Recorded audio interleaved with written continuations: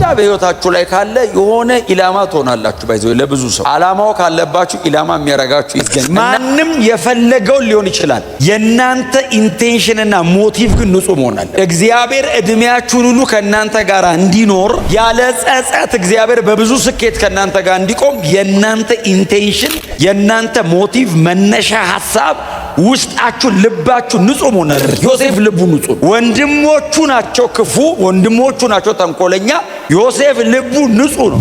ቀኑበትም ጠሉትም የሚለው እነሱን ነው። እሱ ለመጠላቱ የሚሰጠው ምላሽ ፍቅር ነው። አወራራቸው ያስታውቃል ሊያጠምዱት እንደሚፈልጉ። ዮሴፍ ባየው ህልም ምክንያት ተጠላ። እግዚአብሔር ባሳየው ነገር ምክንያት ተቀናበት። በድሎ አይደለም፣ አጥፍቶ አይደለም፣ ኃጢአት ሰርቶ አይደለም። እግዚአብሔር በሰጠው ጉዳይ ነው የተጠላው። የጠሉት ጠላቶቹ አይደሉም፣ ወንድሞቹ ናቸው የጠሉት። አብረውኝ ሳይድ ያደርጋሉ ብሎ የሚጠብቃቸው ሰዎች ናቸው አጌነስት ሆነው ሊያጠፉት የሚመካከሩ። እግዚአብሔር ባሳያችሁ ጉዳይ እርግጠኛ ከሆናችሁ ይሄ ታሪክ ነው የሚደገመው። እግዚአብሔር በተናገረ ጉዳይ ካንተ እምነት በላይ የሱ ታማኝነት አለ። እርግጠኛ መሆን ያለብህ ግን ልብ ንጹህ መሆኑን ነው፣ ጄኒውን መሆንህን ነው፣ እግዚአብሔርን መውደድህን ነው። ምንም ነገር ሁን መተ እግሩ ስር ለመውደቅ ልብ ለእግዚአብሔር ክፍት መሆኑን ብቻ እርግጠኛ ሁን።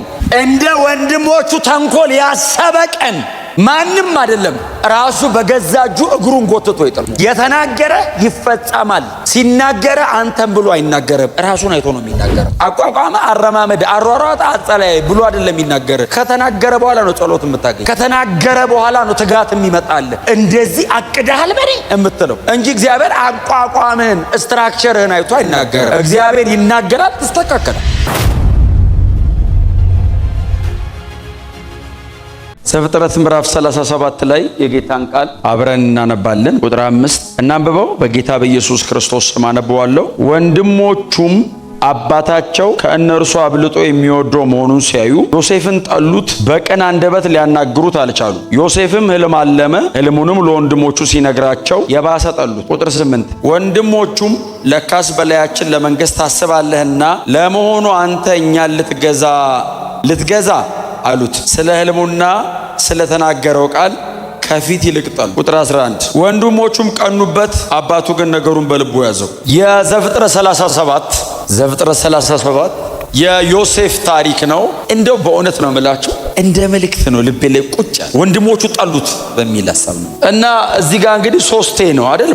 በ11 ቁጥሩ 3 ጊዜ ጠሉት፣ አብዝተው ጠሉት፣ የባሰ ጠሉት፣ ቀኑበት የሚል በጣም በተደጋጋሚ በዚች ክፍል ላይ ያለ እና በጣም እግዚአብሔር በእናንተ ላይ አጀንዳ ካለው ማንም ሊጣላችሁ ይችላል። ወንድሞች ከተባለ ማንም ይጣላቸዋል። እና መጽሐፍ ቅዱሱ እንደሚነግረን ያዕቆብ ከወለዳቸው ልጆቹ መካከል ከመጨረሻው ሁለተኛ ነው አይደል? ይሄ ልጅ ከዮሴፍ በኋላ የወለደው ቢንያምን ነው። ቤንኦኒ ነው አይደል? ትክክለኛ ስሙ ቤንኦኒ ማለት የቀኝ እጄ ልጅ እንደማለት ነው። የራሔል ልጆች ናቸው ሁለቱ እና የቀኝ እጄ ልጅ እንደማለት ነው። እና ዮሴፍንና ቢንያምን ያዕቆብ በጣም በተለየ አይነት መንገድ ይወዳቸዋል። ከያችኛዋ ሚስቱ ማን ነበረ ስሟ? ከሊያ ከወለዳቸው ይልቅ ከራሔል የወለዳቸውን ሁለቱን በጣም የበለጠ ያስጠጋቸዋል። በጣም አስደናቂ በሆነ አይነት መንገድ ደግሞ ሁለቱም በጣም ትልልቅ ቦታ ላይ ነው ያሉት። በእስራኤል ነገድ መካከል በጣም ትልልቅ ቦታ ላይ ነው ያሉት። እንደውም ቢንያም በኋላ እነ ጳውሎስ ሁሉ ከቢንያም ወገን ነኝ ብለው ሁሉ ይመኩ ነበር። እና ዮሴፍን በእርግጥ ሁለቱን ልጆቹን አባቱ ቀኝና ግራ እንደዚህ አጠማምሮ ጸልዮ አንደኛውን ቀላቅሎታል ወደ ላይ።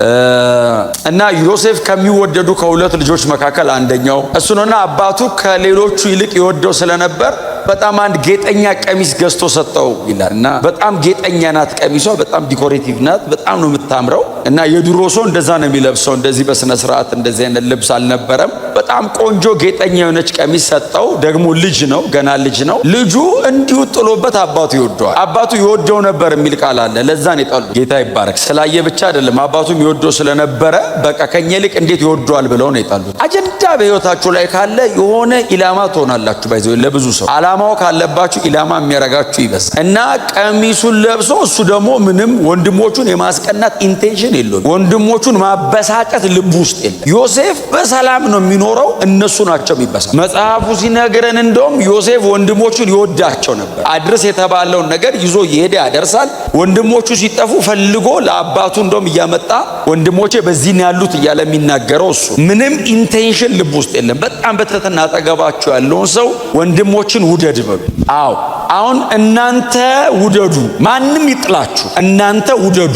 አሁን እናንተ እኔ አሁን እዚህ ቤት እናንተ ሁላችሁም ዮሴፍ ናችሁ። እግዚአብሔር ይመስገን። ማንም የፈለገውን ሊሆን ይችላል። የእናንተ ኢንቴንሽንና ሞቲቭ ግን ንጹህ መሆን አለ። እግዚአብሔር እድሜያችሁን ሁሉ ከእናንተ ጋር እንዲኖር፣ እግዚአብሔር ከእናንተ ጋር በዘመናችሁ ሁሉ እንዲሰራ፣ ያለ ጸጸት እግዚአብሔር በብዙ ስኬት ከእናንተ ጋር እንዲቆም የእናንተ ኢንቴንሽን፣ የእናንተ ሞቲቭ፣ መነሻ ሐሳብ፣ ውስጣችሁ፣ ልባችሁ ንጹህ መሆን አለበት። ዮሴፍ ልቡ ንጹህ። ወንድሞቹ ናቸው ክፉ፣ ወንድሞቹ ናቸው ተንኮለኛ።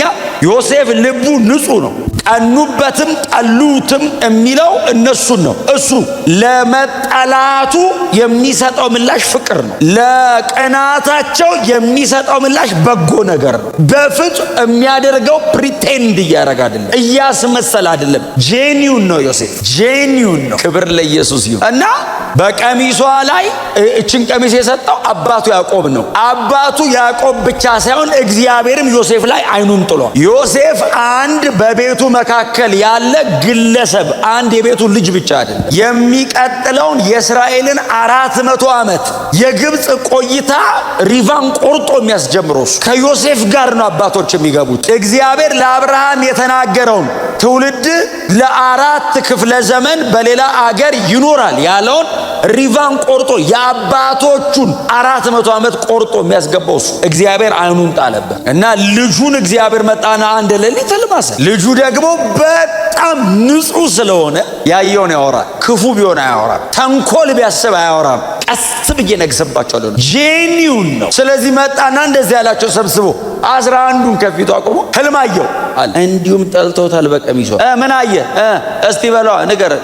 ልጁስ አንተ አወራራቸው ያስታውቃል ሊያጠምዱት እንደሚፈልጉ። ልጁስ በቅንነት 12 ነዶ አየሁ። እሺ 11ዱ የእናንተ ነዶ ስብስብ ብሎ መጥተው የኔ ነዶ ለብቻው አቆመች ወጣ ብላ። ከዛስ ድፍት ቀና አሉ የእናንተ ነዶዎች እና ስሰግዱልኝ አየሁ።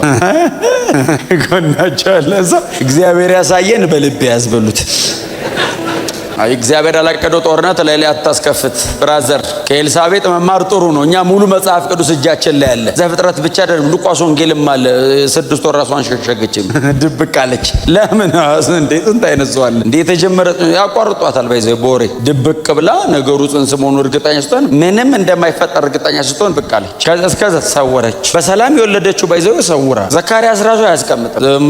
ገብርኤል እኮ ዘግቶት ሄዶ እንጂ አስበዋል። ጎረቤት ባሏ እንደዛ ካረገ ለዛ ነው ድብቅ። ዮሴፍስ እስኪ የዘካርያስን ታሪክ አያውቅማ። ኤልሳቤጥ የተደበቀችው ዮሴፍ አውርቶ መከራ መጣበት የሚለውን አንበባ ሄዶ ስሰግዱልኝ አየው ሲጣሉ። ከዛ አባቱ ይወደው ነበር ይላል እንደዳ። ከዛ ድጋሚ ህልም 11 ከዋክብት አለ። እሺ ፀሐይና ጨረቃን ጨምሮ። ይሄንን ደግሞ የሚናገረው ማንን ጠርቶ ነው? ያዕቆብ አባትየውን እስራኤልን ማለት አቆመውና ወንድሞቹ እንዲደድሩ ዛሬም አየው አለ። ምን አየህ አሉት። እስቲ ምን አየህ አሉት። 11ዳችሁ እናንተ ኮከብ ሆናችሁ አለ። እሺ ፀሐይና ጨረቃ ሲል ያዕቆብ ምክንያቱም አንተ አለው ይላል። ቀጥሎ እሺ አለ ያዕቆብ እኔም አለው ስሰግዱልኝ አንተ እኔ አባት ነኝ እንዴት ነው የምሰግድልህ ብሎ ገሰጸው። ወንድሞቹ ጣሉት ይልና ያዕቆብ ግን ነገሩን በልቡ ጠበቀው። እዚህ ልጅ ላይ እግዚአብሔር አይኑን አስቀምጧል። አባትየው ለምን መሰለ እግዚአብሔርን ያውቋል። አባትየው ወንድሞቹ አያውቁትም። አባትየው እዛ ባዶ ምድረ በዳ ላይ ድንጋይ ተንተርሶ ተኝቶ እግዚአብሔር ተገልጦለት ያውቃል። በየመንገዱ ሲሄድ እግዚአብሔር አብሮት ቆሞ ያውቃል። እና አባትየው እግዚአብሔርን ስለሚያውቀው ከነዚህ ከ12ቱ መካከል ይህንን ልጅ እግዚአብሔር መርጦት እያሳየው ያለው ነገር አንዳች የተለየ ነው ብሎ እስራኤልም ነገሩን በልቡ ሸሽጎ ይከታተለው ነው። አረማመዱን ያያል። ልጁ መንፈሳዊ አካሄዱን ያያል። ጄኒውን ልቡ ንጹህ ነው፣ ቅን ነው። በጣም በቀላሉ የሚታለል የሚመስል ለእግዚአብሔር ሞኝ ብትባሉ ተሸውዳ አይደለም። እኔ ደግሞ ለእግዚአብሔር ብሸወድስ ያለ እግዚአብሔር ከምነቃ ያለ እግዚአብሔር አራዳ ብልጥ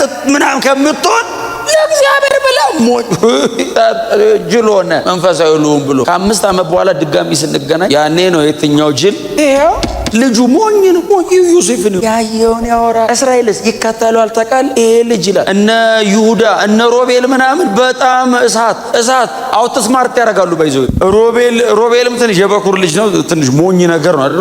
ሮቤል አሁን የያዕቆብ ልጆች መካከል ትንሽ ሞኝ ነው እና ልቡ ትንሽ ገራገር ነገር ነው። ሌሎቹስ እንግደለው አሉ። ዮሴፍ አንተ ወንድሞቹ እኮ ናቸው እንግደለው ሲሉ ዮሴፍስ ሮቤልስ ኧረ ከምንገለው እንደው በእውነት ዝም ብለን እንሰራው። ይሁዳስ እንሸጠው። ይሁዳዎች እሳት ናቸው። የብሉይ ኪዳኑ ዮሴፍን ሸጠ፣ አዲስ ኪዳኑ እሳት ነው። በቃ እንሸጠው። ምን ጉዶች ናቸው። እሱ ብቻ ነው ምስኪን ታውቃለህ። እሱና የእሱ ታናሽ አለ አብሮ እረኝነት የማይላክ ቤት አባቱ እግር ስር የሚቀመጥ ቢንያም የሚባል ሁለቱ ንጹህ ናቸው። ሁለቱ ጄኒዩን ናቸው። ዮሴፍ ባየው ህልም ምክንያት ተጠላ። እግዚአብሔር ባሳየው ነገር ምክንያት ተቀናበት። በድሎ አይደለም፣ አጥፍቶ አይደለም፣ ኃጢአት ሰርቶ አይደለም። እግዚአብሔር በሰጠው ጉዳይ ነው የተጠላው። የጠሉት ጠላቶቹ አይደሉም፣ ወንድሞቹ ናቸው የጠሉት። አብረውኝ ሳይድ ያደርጋሉ ብሎ የሚጠብቃቸው ሰዎች ናቸው አጌነስት ሆነው ሊያጠፉት የሚመካከሩ። እግዚአብሔር ባሳያችሁ ጉዳይ እርግጠኛ ከሆናችሁ ይሄ ታሪክ ነው የሚደገመው። እናንተ ሌላ እርግጠኛ መሆን ያለባችሁ ጉዳይ እግዚአብሔር እንዳሳያችሁ ብቻ ሳይሆን ልባችሁ ንጹህ መሆኑ። እግዚአብሔር በተናገረ ጉዳይ ከአንተ እምነት በላይ የእሱ ታማኝነት አለ። እርግጠኛ መሆን ያለብህ ግን ልብ ንጹህ መሆኑን ነው። ጄኒውን መሆንህን ነው። እግዚአብሔርን መውደድህን ነው። ምንም ነገር ሁን መተ እግሩ ስር ለመውደቅ ልብ ለእግዚአብሔር ክፍት መሆኑን ብቻ እርግጠኛ ሁን። እንደ ወንድሞቹ ተንኮል ያሰበ ቀን ማንም አይደለም ራሱ በገዛ እጁ እግሩን ጎትቶ ይጥለዋል። በገዛ እጁ ነው የሚጥለው፣ ማንም አይጥለው። እሱ ጄኒውን ከሆነ ግን እግዚአብሔር ይዋጋለታል። በዮሴፍ ፕሮግራም ውስጥ በሌላ አይነት ዲዛይን እግዚአብሔር ያለው ቦታ ያስገባዋል። ዮሴፍ ዲዛይን ውስጥ የለም። ባይዘው ከዚህ በኋላ ያለው ህይወት ዮሴፍ ዲዛይን ውስጥ እኔ ብዙ ጊዜ ስላስተማርኩት ዛሬው እንደግሜ ብዙ ማለት ዮሴፍ ዲዛይን ውስጥ የለም። ቀጥሎ ያለው እግዚአብሔር ባሳየው ነገር ነው እየመጣበት ያለው ይሁሉ መከራ። እንግደለው እንግደለው፣ እንሰራው እንሰራው፣ እንሽጠው። ይሄ ሁሉ የሚታቀድበት እግዚአብሔር ላይ ፕሮግራም አድርጎበት ወንድሞቹ እንኳን ባልገባቸው ጉዳይ ለልጁ ትሬት የሆኑበት ጠላት ሆኖ የተቀመጡበት እግዚአብሔር ለልጁ በሰጠው ጉዳይ በጣም ኮንሽስ፣ በጣም ንቁ። በእውነት ነው የምነግራችሁ፣ በጣም ንቁ። መንፈሳዊ ዓለም ላይ ኮንሽስ ነው። መሬት ላይ ከሚመጣባችሁ ነገር ጋር እየተጋጫችሁ እድሜያችሁ እንዳያልቅ እግዚአብሔር በእናንተ ላይ ዲዛይን ያደረገውን ነገር አድርጋችሁ ሙቱ። ወንድሞቼ ጠሉኝ ተብሎ እግዚአብሔር የሰጠውን ነገር ቁጭ ተደርጎ ኖርማል አይኮንም። ነገሩን አጥበቀ ያዘው። ወንድሞቼ ነገ እግዚአብሔር ባሳየ መንገድ ይመጣል። መጥተው ይሰግዳሉ ብለዋል። አንተ ባልጠረጠርከው መንገድ መጥተው ይሰግዳሉ። ዮሴፍ የመሰለው ምንድነው?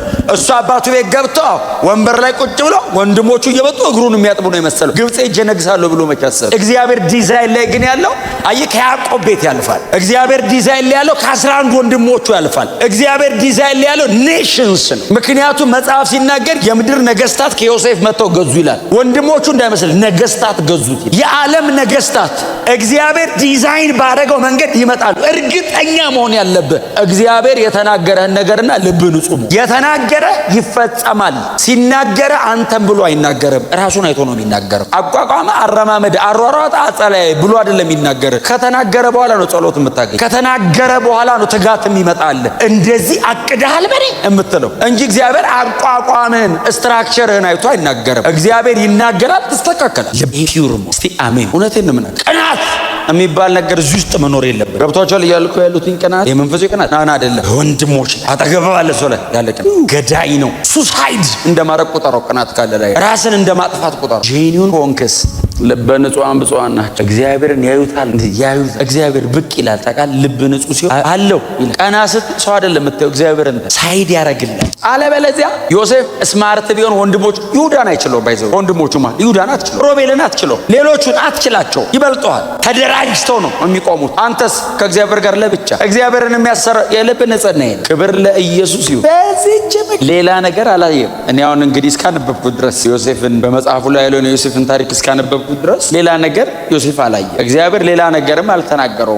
ሁለቱ ህልም አሰቃዩት፣ ሁለቱ ህልም አንከራተቱት፣ ሁለቱ ህልም ምርኮኛ አድርገው አሸጡት፣ ሁለቱ ህልም እስር ቤት ከተቱት፣ ሁለቱ ህልሞች አነገሱት፣ ሁለቱ ህልሞች የእስራኤል ባለ ታሪክ አደረጉ። እግዚአብሔር ሶስተኛ አላሳየው። እግዚአብሔር እነሱን ጠበቀ።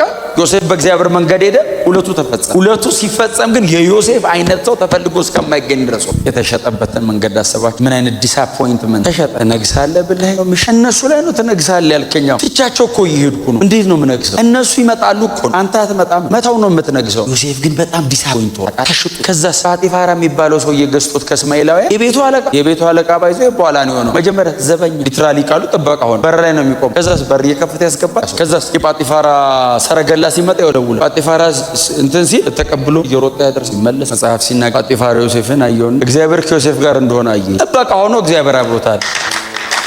መጽሐፍ ሲናገር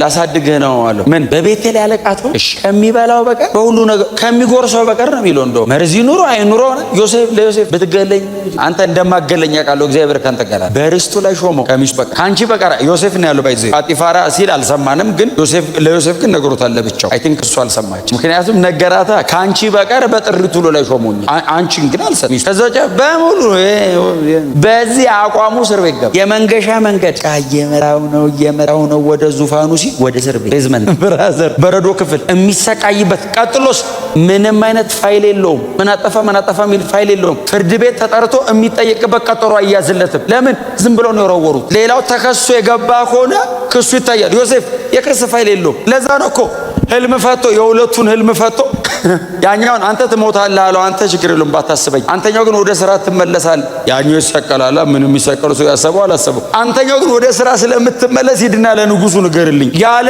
ክስ ያለ ችግር ያለ ጥፋቴ ነው የታሰርኩት። ወደ ንግስና ደህና እየሄድኩ እያለ ይኸውልህ መልሶ ጣለኝ። እንደው እባክህ ታስወጣኝ ሲለው ያስ እንትኑ ምንድነው ጠጅ አሳላፊው እንጀራ ቆጣሪው ነው የሞተው። ጠጅ አሳላፊ ምን አለ? እንደሄድኩ ልፈታ እንጂ እንደሄድኩ ነው የምነግረው ሲል ትፈታለህ። እኔ ኦልሬዲ አውቄያለሁ እንደምፈታ እግዚአብሔር አሳይቶኛል። ሰውየው ከእስር ቤት እንደወጣ ረሳው የሚል ቃል እኔ ሙሴ አውቆ ነው የጻፈው። በእውነት አውቆ ከእስር ቤት እግሩ እንደወጣ ሰውየው እናቴ ፓራዳይስ ውስጥ ገባ። ቤተ መንግስት ሲገባ ዮሴፍ እንዴት ትዝ ይለዋል?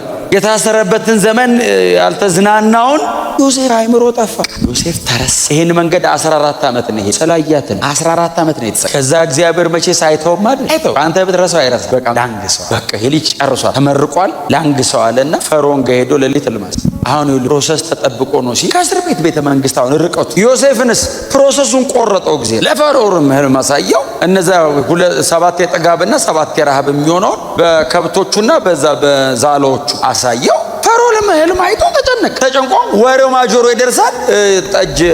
ጠጁ ጋር ጠጅ አሳላፊ ምንድነው እሱ ቀምሶ ነው መርዝ እንደሌለው በዚህ እሱ ቀምስና ትንሽ ደቂቃ ይቆማል። ካልሞተ ፈርዖን ይቀጥጣ። እንደሱ ነው ጠጅ አሳላፊ ማለት ደም ባይዘው ጠጅ አሳላፊ እየጠጣ የሚኖር እንዳይመስል ይቀምሳል። ካልሞትክ አጠጡኝ ይላል። ላብራቶሪ ማለት ነው መሞከሪያ ነው ባይዘው። አሁን ዘንድሮ ሰው ላይ ሞከር ማለት እና ሰውየው ፈርዖን ተጨንቋል። ታውቃለህ እየሰጡት ቢጠጣ ምንም አንተና አላለሁ ጌታዬ ምን ነው አለው። ህልም አየሁ ባካ ነፍሴ ተጨነቀች። አሁን እኮ ለጠጅ አሳላፊ አይነገርም፣ ግን የመጨነቁም ብዛት እግዚአብሔር ደግሞ ዲዛይን ሲያደርገው እኮ ነው። ስንት ጠንቋይና መተተኛ እኮ አለ ኮልም እየተነገረው የሚተረጉም ለጠጅ አሳላፊ እንዴት ይነገራል? በጣም ተጨንቆ እኮ ነው። አሁን ፈርዖን የተጨነቀ መስሎት ነው። እግዚአብሔርስ ዮሴፍን ሊያወጣው ለአሁን ጠጅ አሳላፊ ምን አዩ ጌታዬ አለ። 7 እንደዚህ 7 እንደዚህ 7 እንደዚህ 7 እንደዚህ ወይ እጀዛል አትሊስት ላይ በረድ ብሎለታል። አሁን ይሄ እንትኑ ምን ነው አለው ጌታ ይቅር ይበሉ ባይዘው ሰጠነው ይቅር ይበሉኝ አለ ንጉሱ ምን ይቅር ይሉታል? ዮሴፍ ይበለው እንጂ ወይ አንድ ብራዊ እዛ ስለ የዛሬ 2 ዓመት ድፍን 2 ዓመት ነው ረሳው። የዛሬ 2 ዓመት እኔና ያ እንጀራ የሚያበዛው እንጀራ አብዥ ነው የሚለው እንጀራ ቆጣሪ ጋጋሪም ሊሆን ይችላል። እንጀራ አብዡና እኔ ያው ህልም አየን። ያየናት ህልም ነገር ነው ፈታት። እንደፈታው ሰውየውን እርሶ ወስደው ሰቀሉት። እኔን ይኸው አቆመውኛል። እና አንድ ብራዊ አለ እግዚአብሔር አብሮት አለ። የታየ ነገር በሙሉ ይፈታል። እሱ ህልምን የመተርጎም ጥበብ አለው። ግን 2 ዓመቱ ነው። እኔ ሜጃ ላየሁትም በህይወት ይኑር አይኑርም አላውቅም። እናስጠራው ሲል መጽሐፍ ሲናገር እኔ በጣም የምወደው የዘፍጥረቱን ሳይሆን መዝሙር 104 ላይ ንጉሱ ልኮ አስፈታው። መልእክተኛ አይደለም የሚለው ንጉሱ ላ እግዚአብሔር ነው ላኪያ። አሁን ንጉሱ ልኮ ማለት ብቻ አይደለም፣ ንጉሱ ተልኮ እግዚአብሔር ከፓላስ ወደ ፕሪዝን ሄዱ። ንጉሱ ተጠበቀው አቤት ዮሴፍን አምጡት ሰማ ገብተው ቼክ ሲያደርጉ ጸጉሩ ልብሱ ቆሽና ንጉስ ፊት መቆም የሚችልበት አይደለም። መጽሐፍ ጸጉሩን ሲያስተካክሉ አስቸኮሉ ሲላል ታውቃለህ። አሁን ጸጉር ቤት ሲገቡ ምን ያህል ሰዓት እንደምቆዩ አንዳንዶቻችሁ ናቸው። ዮሴፍን ልብሱ ልቁልቅ አዲስ አለ ለንጉስ እንደምትመጥሩ ምን ተፈጠረ ይላሉ። ባይዘው ህልም አለመዋል ንጉሱ ጧት ሄደህ ትፈታለህ የሚል ራእይ አላየም። እሱም ሰርፕራይዝ ነው የተደረገው። ባይዘው እግዚአብሔር ሰርፕራይዝ አድርጎ አንተ አልጠለው አንከብከበው ንጉሱ ፈርዖንን አይቶት አያውቅም። ጳጢፋራ ነው የሚያየው። አሁን በጳጢፋራ ቤት በኩል ቢሆን እኮ ነው ልክ የሚሆነው። እግዚአብሔር ሕግ ሰብሮ ቀጥታ ፈርዖን ወሰደ። በጠባቂ በምን የድሮ ደግሞ ነገስታት ባይዘው አማልክት ናቸው። ፈርዖን ማለት የበኩራት አምላክ ነው፣ ንጉሱ ብቻ አይደለም። አትጠጋው። ዮሴፍ ፊቱ ቆም በደረቱ ለብሎ አቤት ጌታ ያለ ህልም አለምኩ፣ አንተ ደግሞ ህልም የመፍታት ጥበብ እንዳለ ሰምቻለሁ አለ። ጌታ ያለው ህልምን የሚተረጉም አምላክ በሰማይ አለ። እኔ አይደለሁም አሉ። አየ ዊዝደም አየ። አረ ምን ችግር አለ? ጸልየን እናወርደዋለን ነው ያለው።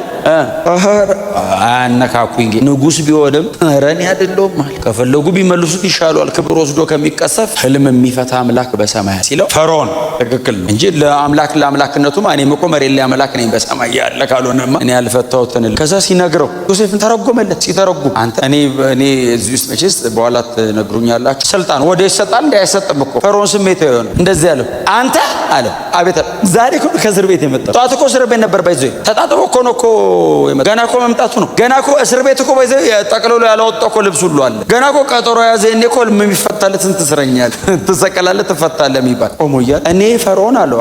አዎ በወንበሬ ይበልጣል። ከዛስ ግብፅን ግዛ የወደድከውን አርግ። እንደውም ዮሴፍ ምንድን ነው ያለው? ጠቢባኖችን ይፈልግና ንጉስ እህሉን ለ7 ዓመት ያከማቹ፣ የሚቀጥለውን 7 ዓመት ደግሞ ከዚህ ይመገባል። ጠቢባን አዘጋጅ ሲለው ይህንን ለማድረግ ካንተ የሚሻል የለም። እስረኛውን ፊት ለፊቱ ሲያገኝ የአምላክ መንፈስ በላይ ላይ እግዚአብሔር አብሮ ካለ ምራት ግብፅ ነው። እኔ ፈርዖን ስሜ ብቻ ይበልጣል። እኔ ስሜ ፈርዖን ነው፣ ንጉስ ነኝ። አንተስ ሙሉን ግብፅን ውሰዳት ብሎ ሾመው። እህል እየገዙ እያለ ዮሴፍ ደግሞ ወዲያው ነው ቆዳ የቀየረ። ወንድሞቹ አላወቁትም የሚል እሱ ሳወቃቸው ወንድሞቹ መጡ። ዮሴፍ የንግስና ልብስን የለበሰ አንተ ቀይር ያበራም ደግሞ የትኛው ልዑል ናቸው ይላሉ።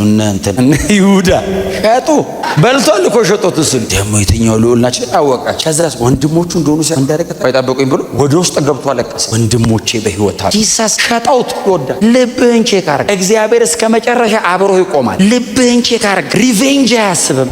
አገኘዋቸው አይልም። እስቲ ገብቶ ከዛ እንዳያቁበት ፊቱን ጠራርጎ መጣ።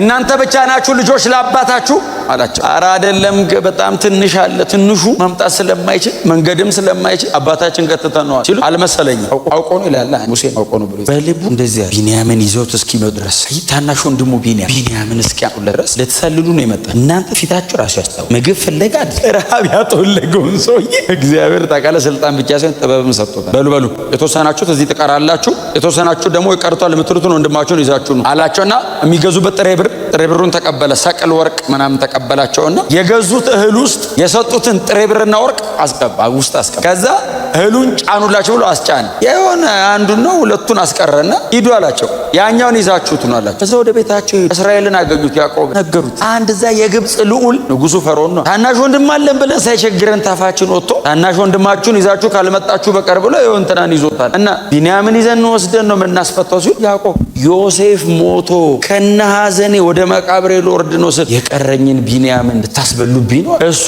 ካልመጣ በቀር አለቅ። እንደምንም ሰጣቸው። ቢንያምን ይዘውለት ሲሄድ ዮሴፍ አልቻለም። ፊት ለፊት አለቀሰ። ወንድሜ አለቀሰ። ወንድማቸው ዮሴፍ ዮሴፍ እዚህ ምን ትሰራ አንተ? እንትን አለ አይደል ምንድነው ምን ቢረሳ ምን አይማይ አንተ እርሱት ታርገውታል። ነግዛ ነው ሻጣውት ነግዛ እንግደለው ያለው ሁሉ እኮ አለ። ወንድሙና ሂዱና ለአባቴ ልጅ ዮሴፍ በህይወት አለ ይዛችሁት ነው ብሎ ሰረገላ አድርጎ እህል ጭኖ አባቱ እንዲመጣ ላከ። ለእስራኤል ሄደው ነገሩት። ልጅ ዮሴፍ በህይወት አለ። እያለቀስኩ ወደ መቃብር ልወርድ ነው ያለው። አባት አስበዋል እንዴት እንደሚታደስ። ልጄ ዮሴፍ በህይወት አለ፣ በግብፅ ምድር ላይ ገዢ ሆኗል። እስራኤል አልቻለም። እንዴት በሰረገላ እየበረረ እንደመጣ ሲያየው አወቀ።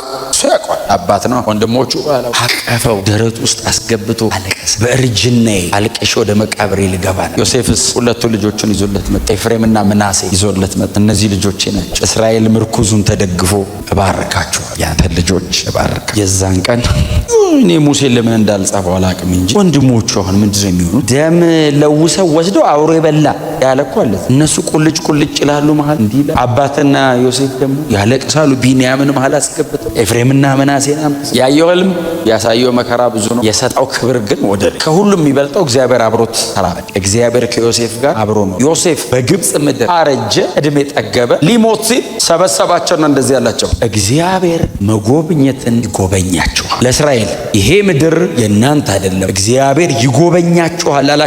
ስሙ ምን እንዳለ ታውቃላችሁ? እግዚአብሔር ሲጎበኛችሁ አጽሜን ይዛችሁ ከዚህ ምድር ውጡ። እዚህ ምድር የፈርዖኖች መቃብር ውስጥ ነው ያስቀመጡት። ያኔ የሚወጣው ትውልድ ይዞኝ ይውጣ፣ እዚህ ምድር እንዳታሳርፉ፣ እማርፈው እግዚአብሔር ለአባቶቻችን ቃል የገባበት ምድር ነው ብለው ከ400 ዓመት በኋላ ሲወጡ ባይዘው የዮሴፍን አጽም ይዘውት ኢያሱ መጽሐፍ ላይ የዮሴፍን አጽም ወስደው በተምናሴራ ይሁን ብቻ በሱ ርስት ላይ አሳረፉት። ሙሴን ጨምሮ በጣም ታላላቆቹ ምድረ በዳን የቀሩት ዮሴፍ በአጽሙ ከነዓን ጋር አጽሙ ወረሰ። ይወዝ ፕሮፌሰር ተንብዮ ነበር። ትጎበኛላችሁ። ያኔ ስትጎበኙ የሚጎበኘው ትውልድ ይዞ ይሂድ። እንደዚህ በአይኔ ባላየው አጥንቴ ግን ይረፍ። እግዚአብሔር ካላችሁ ይፈጸማል። ልባችሁን ቼክ አድርጉ። ንጽህናችሁን ቼክ አድርጉ። ልቤ ክፋት የለውም፣ ልቤ ተንኮል አያስብም። ጄኒው እንደዛ ከሆነ ልባችን በእውነት ነው ማለት እንታለል። ያመለጠን ይምሰል፣ የቀረብን ይምሰል፣ ወደኋላ የቀረን እንምሰል፣ ምንም ሁኑ ልባችሁ ንጹህ ከሆነ በጣም ከፊት ረጅም ርቀት ሮጦ ያያችሁት ሰውዬ የሆነ ቀን ወደኋላ ታዩታል። እስር ቤት ጎርጉሮ የጣለው ጳጢፋራ ዮሴፍ በፈርዖን ተሹሞ ሲቀመጥ ጳጢፋራ አንዱ ከሱ ስር ያለው ጳጢፋራ እንደዚህ ሩቅ የሚሆን ሰውዬ እንደዚህ ልቡ ግን ንጹህ። ክፉ ያደረጉበትን ሰዎች ሲያገኛቸው መረቃ መኖር ያመቻ። እግዚአብሔር እድል ቢሰጠኝ የምትሉት ነገር ካለ እድል ቢሰጣችሁ ባርኩ፣ እድል ቢሰጣችሁ መርቁ። እግዚአብሔር እድል ከሰጣችሁ አጠገባችሁ ላለ ሰው በርክ። እድል ከሰጣችሁ እግዚአብሔር አጠገባችሁ ያለ ሰው የሚወጣበትን እድል አመቻቹ። ዳዊት ሳውል አሳዳጅ በጣም ግልጽ ጠላቱ ግልጽ በጦር ወርውሮ ስቆታል። በጦር አንተ ለቀልድ ይወረወራል እንዴ? ሊያጣብቀው እኮ ከግድግዳ አጣብቆ እዛ እንትን ወርውሮ በሚገልበት እጁ ደግሞ ጦረኛ ነው። ባይዘው ሳውል ባይዘው ኢላማ ስለማያውቅ እንዳይመስል እጅግ ጦረኛ ነው። ባይዘው ሳውል በጣም ጦረኛ ነው። ሰው የሞተ ቀን እኮ ዳዊት እኮ ያለቀሰው ለቅሶ ኃያላን እንዴት ወደቁ እኮ ነው ያለው። ኃያል ነው ሰው እንደ ዱር ሚዳቋ ነው እኮ ይለዋል እኮ ሲዘምር። ፍጥነቱ አትችለውም። ሳውልን የእግዚአብሔር አጀንዳ ስላለበት ነው ዳዊት እኮ የተረፈው እንጂ ዳዊት በጣም ሩጫ ጎበዝ ስለሆነ እንዳይመስል። እንደዛ እያሳደደ በጦር ሊገለው የሚፈልገውን ሰውዬ ሊገለው መጥቶ እስቲ የመጣው ሊገለው ሌሊት በተኛበት ዳዊት ደርሶበት አገኘው። ታውቃለህ ከምድር ሊያጣበቀው የሚችልበት ሰዓት አጠገቡ ያሉት ምን እንዳሉት ታውቃለህ? አላነበባችኋል? እግዚአብሔር ጠላትን በእጅ ሰጥቻለሁ ያለ ዛሬ ነው። ትንቢቱን አስታውሶታ ቃል እግዚአብሔር ጠላትን ሰጥቻለሁ ሲል ሰምቻለሁ። ይሄው በለው አብቀው ሲለው እግዚአብሔር በቀበጄን አለና የልብሱን ጫፍ ቆርጦ ይዞ ሄዶ ተራራ ላይ ቆመና መንደር ተቀል አቤኔር ሆይ ሳውል አላለ ንጉሱን ትጠብቅ ዘንድ እንዴት ተሰማ? እግዚአብሔር የቀባውን አጠብቀው ሳውልን አይደለም ያወራው። ሳውል ማይተከበረ ሰው ነው። ጠባቂውን የጠራው አቤኔር። አቤት ዳዊት ንጉሱ የቀባ እግዚአብሔር የቀባው ንጉስ እንዴት አትጠብቅም ሲል ሳውል ልጄ ዳዊት አለው። አወቀ ታውቃለህ? አጠገቡ መጥቶ ልብሱን ቆርጦ እንደሄደ እገለኝ ዘንድ እንደምትችለው ልጄ ሆይ ማረኝ። ሪቬንጅ የለም ዳዊት ልብ ውስጥ መባረክ። ዳዊት ሳውልን አልገደለውም። አርጅቶ ነው የሞተው። በኋላ ላይ እንደውም በጦርነት መሀል ነው የሞተው፣ ግን አርጅቶ ነው። 80 ዓመቱ ነው የሞተው። ዳዊት ለምን መሰለ በንግስና ነው ያልሞተው። ሳውልን አልገደለው። ዳዊት አርጅቶ የሞተው ሳውልን አልነካውም። ሳውልን ቢገለው የዛን ቀን የሆነ ሰው መጥቶ ይገል ሳውልን አለ። ታዲያ አርጅቶ ለልጁ ለሰለሞን